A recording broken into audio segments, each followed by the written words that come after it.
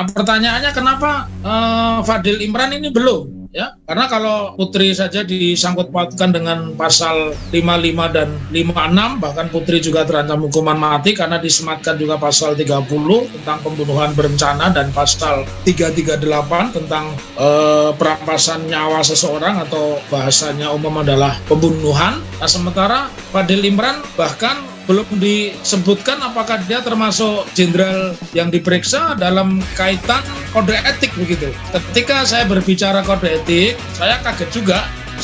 Saya dari awal sudah memprediksi Pak Mahfud ini seperti anak kecil dimandikan begitu, suam-suam kuku, panasnya air gitu. Nah, justru menariknya mungkin ada tekanan-tekanan tertentu karena tidak bisa dilepaskan juga. Tadi Mas Ahmad Khosinuddin menyebut Kaisar Sambo, walaupun saya mungkin mendukung, tapi saya tidak menganggap itu sebagai dokumen hukum ya, karena itu bisa saja perang di internal polisi. Hari ini polisi sudah perang dalam tanda petik antara kelompok yang mendukung Sambo dan kelompok lain yang tidak sepakat dengan Sambo ya. Itu. Oleh karena itu mereka memunculkan bagan seperti itu. Tapi kalau saya sebagai orang hukum saya tidak percaya karena itu bukan bukti valid, siapapun bisa melakukan seperti itu.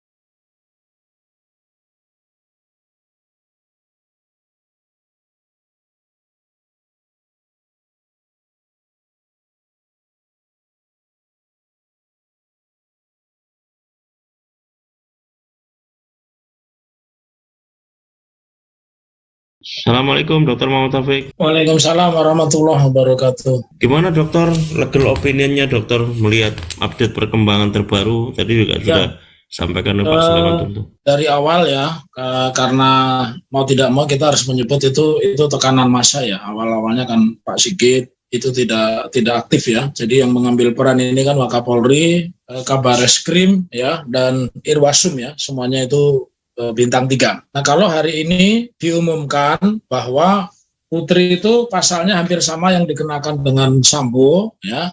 Jadi yang terkena pasal pembunuhan berencana, pasal 340 dengan ancaman maksimal mati dan kurungan setinggi-tingginya 20 tahun, itu dikenakan kepada Sambo, kemudian Putri dan sipil itu kuat ya. Sementara Baradae itu sudah dikeluarkan dari 340. Baradae itu hanya terlibat perkara pembunuhan.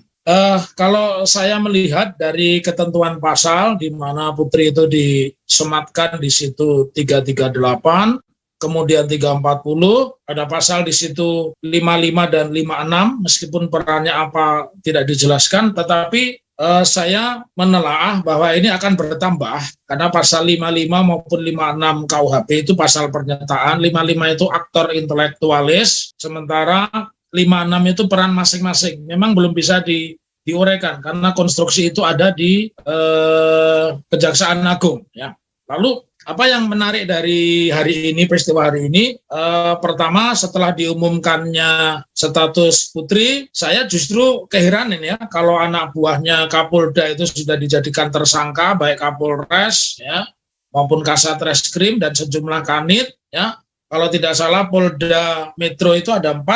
Nah, pertanyaannya kenapa Fadil Imran ini belum? Ya, karena kalau Putri saja disangkut pautkan dengan pasal 55 dan 56, bahkan Putri juga terancam hukuman mati karena disematkan juga pasal 30 tentang pembunuhan berencana dan pasal 338 tentang perampasan nyawa seseorang atau bahasanya umum adalah pembunuhan. Nah, sementara Fadil Imran bahkan belum disebutkan apakah dia termasuk jenderal yang diperiksa dalam kaitan kode etik begitu ya. Nah, ketika saya berbicara kode etik, saya kaget juga. Saya dari awal sudah memprediksi Pak Mahfud ini seperti anak kecil dimandikan begitu, suam-suam kuku, panasnya air gitu ya. Nah, hari ini kan membuat satu pernyataan, kalau bisa yang pelanggaran etik tidak usah dipidanakan. Tidak dong. Pelanggaran etik itu adalah proses awal ya untuk mencopot seseorang. Nah, ketika seseorang dicopot dalam kedudukannya, bukan dipecat, dicopot ya, beda dengan dipecat. Dipecat itu nanti setelah berkekuatan hukum tetap. Nah, tentu di situ ada satu tekanan barangkali yang dulu kita itu sepakat mendukung Pak Mahfud MD. Dia bilang mungkin positifnya beliau itu orang sepuh, barangkali lihat kasihan kok polisi gerbongnya makin banyak begitu. Jumlahnya bukan lagi 60 tapi 83, itu kan banyak. Nah, beliau kan bilang tolong dibedakan, yang kode etik itu tidak perlu dibedanakan. Menurut saya tidak. Pak Mahfud bukan hukum. Pak Mahfud itu Menteri Koordinator Politik Hukum, artinya dia membawai kementerian yang berurusan dengan masalah-masalah pidana. Salah satunya adalah institusi kepolisian, tetapi tidak berarti Pak Mahfud MD boleh mengambil alih proses ini. Biarkan proses ini berjalan linear, seperti apa adanya, seperti air mengalir lah, katakanlah begitu. Dan itu sesuai dengan cita-cita Sambo. Sambo itu kan mengatakan, institusi saya ini berada pada garda paling depan menjaga marwah polisi. Tidak apa-apa, orang Sambo saja sudah siap seperti itu kok ya. Nah, justru menariknya, mungkin ada tekanan-tekanan tertentu, karena tidak bisa dilepaskan juga. Tadi Mas Ahmad Khosinuddin menyebut Kaisar Sambo, walaupun saya mungkin mendukung, tapi saya tidak menganggap itu sebagai dokumen hukum ya, karena itu bisa saja perang di internal polisi. Hari ini polisi sudah perang dalam tanda petik antara kelompok yang mendukung Sambo dan kelompok lain yang tidak sepakat dengan Sambo ya. Nah, itu. Oleh karena itu mereka memunculkan bagan seperti itu. Tapi kalau saya sebagai orang hukum saya tidak percaya, karena itu bukan bukti valid, siapapun bisa melakukan seperti itu. Dan kalau soal bicara judi, tanpa mengurangi rasa hormat saya pada sahabat-sahabat saya duduk polisi, memang sudah lama ditengarai kalau polisi itu di sebagian tertentu melindungi 303, begitu bahasa halusnya perjudian. Nah, kembali kepada proses yang hari ini memang sudah ada kemajuan, tetapi saya mengingatkan ada yang belum dijangkau dari peristiwa ini, dan memang ini bukan wilayah kita ya, tetapi ini wilayah kepolisian masih di dalam proses penyidikan. Apa itu? Kalau Putri laporannya sudah dinyatakan bahwa peristiwa pelecehan itu tidak benar, bahkan sekarang dia bagian dari orang yang turut serta merancang terjadinya pembunuhan, bahkan pembunuhan berencana, tentu ada 2 advokat yang mesti dilaporkan pidana menyebar hoax sesuai dengan peraturan pidana nomor 1, pasal 14 dan 15 yang membuat kehebohan. Siapa? Itu Patra ya, yang tetap bertahan bahwa kliennya tidak menipu ya. Kemudian satu lagi yang kebetulan masih satu sekolah sama Sambo itu ya, itu juga mesti dipidanakan ya. Jadi kita sampaikan kepada khalayak, jangan terlalu puas dengan pernyataan tim sus yang sudah maju begitu. Saya juga mengapresiasi maju karena menetapkan Putri perannya sama dengan Sambo, jadi dia terancam hukuman mati. Tetapi karena sistem peradilan pidana kita ini atau integrated criminal justice system ya, di situ kan setelah polisi itu ada jaksa, ada hakim. Jangan lupa banyak jaksa atau mungkin banyak hakim yang masuk kategori the ugly ya, the ugly. Ancur-ancuran begitu ya. Jadi bisa saja nanti sampai ke kejaksaan, banyak sih mungkin jaksanya 30 dan seterusnya. Tetapi yang harus kita kritisi, pasalnya itu bergeser atau tidak. Ya. Kenapa? Sambo ini secara faktual itu sudah bukan lagi, dia itu endemi ya. Dia itu penyakit di dalam kepolisian dan dia punya anak buah. Kalau kita mau jujur ini secara etika, saya yakin tersangkanya lebih dari 80. Kalau terperiksanya sekarang 83, tapi tidak semuanya menjadi tersangka. Maka kalau tidak bisa dibuktikan keseluruhan ini, saya meyakini bahwa nanti di dalam proses pemidanaan akan ada upaya-upaya menghalangi lagi, bentuknya apa? Penyuapan. Kalau sekarang obstruction justice-nya itu ancamannya masih termasuk tindak pidana ringan karena masih di bawah 1 tahun. Tetapi kalau nanti dia menyuap dan itu KPK bekerja serius, ya jujur saja KPK sekarang kan polisi juga. Kalau yang namanya lembaga perlindungan saksi dan korban sudah mengatakan dia disuap, ini harus ditindaklanjuti. Nah, disinilah menurut saya ada kemajuannya nanti, karena pasalnya berat, pasalnya sampai 12 tahun, pasal 21 Undang-Undang Tindak Pidana Korupsi. menghalangi penyidikan itu ancamannya 12 tahun. Karena di situ ada sejumlah uang yang coba disuapkan. Kenapa tadi saya bilang? Kalau disebut bahwa Sambo ini punya pasukan, ya polisi di dalam bersih, itu kan benar adanya. Bahkan rumor yang saya dengar, kenapa langsung dibawa ke Makobrimob? Karena Bareskrim konon akan ada diserbu oleh pendukung Sambo dari luar Jakarta. Nah, pertanyaannya, kemajuan ini, kemajuan dalam arti penetapan Putri sebagai tersangka pasal pembunuhan, perencanaan pembunuhan, terus serta di dalam pembunuhan, ya itu tidak cukup. Kita gembira, kita harus mata rantai sistem peradilan pidana yang melibatkan jaksa, melibatkan hakim, harus kita goyang dari sekarang. Kenapa? Karena banyak putusan kontroversi. Anda tentu ingat bagaimana Sarpen dulu bisa mengabulkan pra-peradilan yang memposisikan Budi Gunawan itu bukan sebagai penyidik, sehingga dia yang sudah ditetapkan tersangka oleh Novel Baswedan tiba-tiba lepas dan sekarang dia menjabat sebagai Ketua Badan Intelijen Negara. Jadi sesuatu yang menurut akademik itu tidak mungkin, tetapi di dalam praktek Indonesia itu sangat mungkin. Karena Indonesia ini mengenal asas civil law. Civil law itu mendasarkan hukum positif. Ketika hukum positif, masyarakat itu tidak bisa berbuat apa-apa.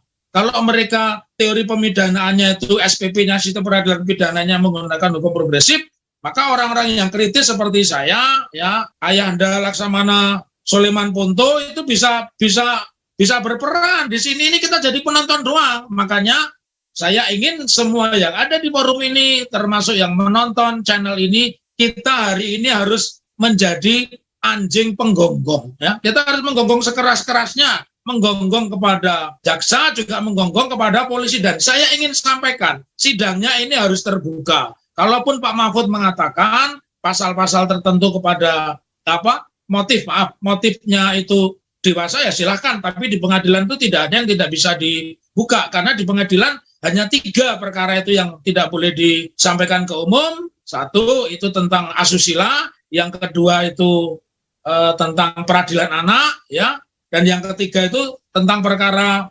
perceraian, ya. Tetapi putusannya terbuka. Nah, sementara kalau pidana umum tidak ada, tidak berlaku itu bahwa sidangnya tertutup, diterbukanya pada saat putusan.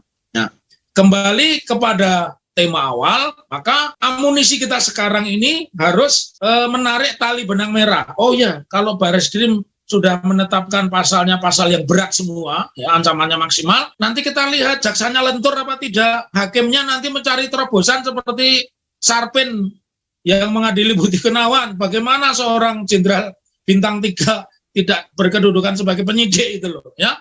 Jadi sesuatu yang menurut kacamata akademik, teori hukum itu tidak ada, tetapi di dalam praktek ada. Karena satu, kita menganut civil law, ya, dan kita tidak menganut sociological jurisprudence, jadi hakim itu boleh aneh-aneh. Ya. Salah satu aneh-anehnya yaitu tadi membuat teori-teori pemidanaan sendiri yang itu tidak pernah ditemukan kecuali di benaknya hakim itu sendiri. Begitu Cak Slamet.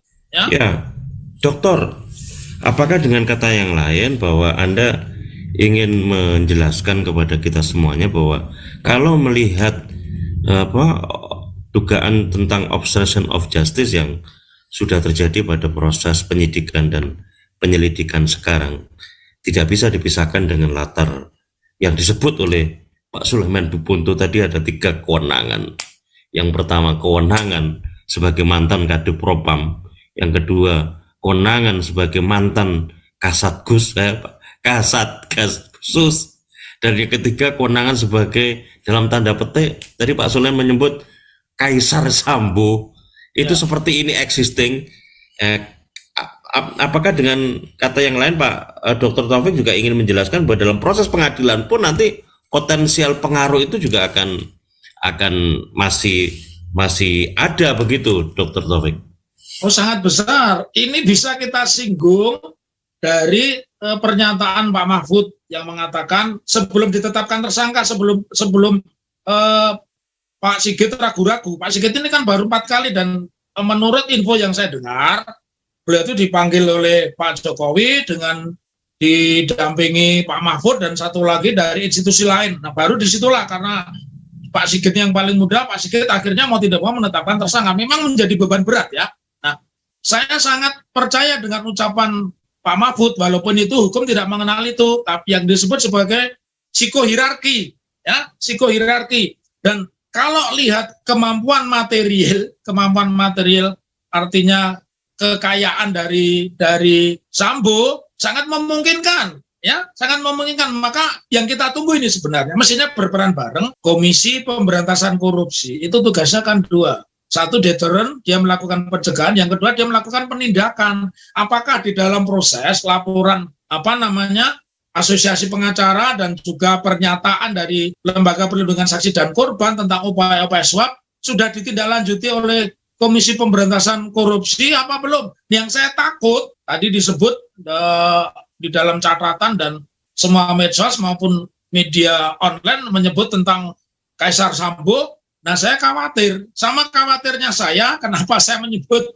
DPR itu seperti burung perkutut, ya, yang tidak berani menekan Sambo menggunakan hak politik mereka memanggil Tito Karnavian, karena awal-awal Satgasus 2019 itu sprintnya, surat perintahnya itu diteken oleh siapa ini namanya, Tito Karnavian. Dan Tito Karnavian ini linear sekali, dia mengkader Sigit, dan termasuk di dalamnya kalau lihat video-videonya Tito itu kan di sebelah kanannya ada Sambo ya. Nah, artinya kekuasaan psikohierarki ini sangat berpengaruh besar, dan itu ditambah kekuatan materi begitu. Kalau materinya begitu kuat, ya kita lihat, bahkan semalam pun kita kan lihat bagaimana mantan ketua YLBHI tiba-tiba menjadi ayam sayur ketika dihajar oleh Rosiana Silalahi, ya. Itu kan jadi kayak ayam sayur, jadi begini, dan dia nggak bisa jujur, lehernya ditekuk terus begini. Patra, saya kenal Patra itu junior saya, dia pendidikannya di luar negeri juga, tapi tiba-tiba jadi ayam sayur. Nah, saya ingin Patra itu ditetapkan tersangka karena dia juga melakukan obstruction of justice. Dulu Fredrik Yunardi itu dijatuhi hukuman 7 tahun karena dianggap menghalangi. Nah, sekarang dia mestinya dijangkau dengan ini. Kalau KPK ini serius, uang itu bisa menarik siapapun, artinya ide itu dari siapa? Dari Sambo, dari istrinya, atau termasuk di dalamnya penasihat hukum. Kalau penasihat hukum tambahin itu sikat sekalian, kan ancamannya 12 tahun. Jadi begitu, saya sengaja membuat pernyataan seperti ini itu biar tidak ada lubang tikus, ya, yang bisa ditutupi. Lubang tikus, lubang kecil apapun kita buka dari sekarang.